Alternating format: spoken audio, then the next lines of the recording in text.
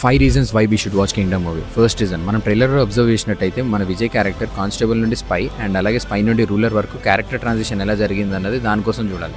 And అలాగే హీరోవి ఇందులో 3-4 looks ఉన్నాయి అండ్ అవి కూడా క్రేజీ ఉన్నాయి. సో సెకండ్ రీజన్, అన్న అంటేనే సాంగ్ వినగానే నాలాంటి తమ్ముడు ప్రతి ఒక్కరు కనెక్ట్ అవుతారు. యాక్చువల్గా నేను వాళ్ళిద్దరి మధ్యలో మంచి బాండింగ్ ఉంటుందని ఎక్స్పెక్ట్ చేసిన, బట్ ట్రైలర్ చూసినాక అర్థమైంది ఏంటంటే వాళ్ళిద్దరి మధ్యలో క్లాష్ ఉంది. సో వాళ్ళిద్దరు ఫేస్ ఆఫ్ ఎట్లుంటుందో చూడాలి.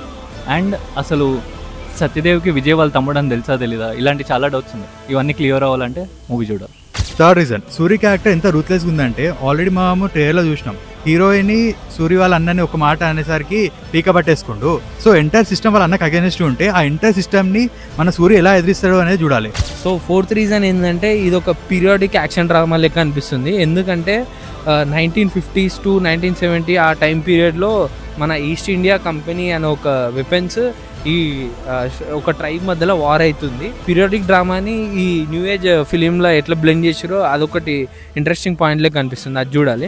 So fifth reason, reincarnation. ఈ రీఇన్కార్నేషన్ టాపిక్ గురించి మనకి టీజర్లో హింట్ ఉంటుంది. ఎన్టీఆర్ వాయిస్ ఓవర్ త్రూ ఒక డైలాగ్ ఉంటుంది అనమాట, బాలచక్రాన్ని ఛేదించి మళ్ళీ పునర్జన్మ ఎత్తుతాడని. ట్రైలర్కి వచ్చేసరికి మళ్ళీ ఈ రాక్షసులకు రాజే కూర్చున్నాడని ఒక మేజర్ హింట్ ఇస్తుండు డైరెక్టర్ మనకి. అంటే విజయ్ ఆ రీఇన్కార్నేషన్ రాజా. సో ఈ డ్రామా అంతా ఎట్లా బ్లెండ్ చేసిండు అనేది చూడాలి మనం.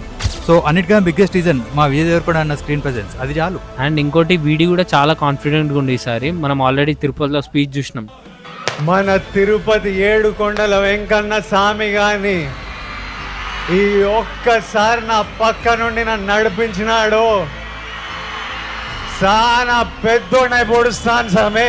సో 31st రోజు చూడాలి మన వీడి కంబ్యాక్ ఎంత పవర్ఫుల్ ఉంటుంది అన్నది. ఈ మాస్క్ వేసుకున్న పర్సన్ మాకు మాత్రం విజయ్ దేవరకొండ లాగా అనిపిస్తున్నాడు. సో మీకు ఎవరిలాగా అనిపిస్తున్నాడో కింద కమెంట్స్లో మెన్షన్ చేసి చెప్పండి.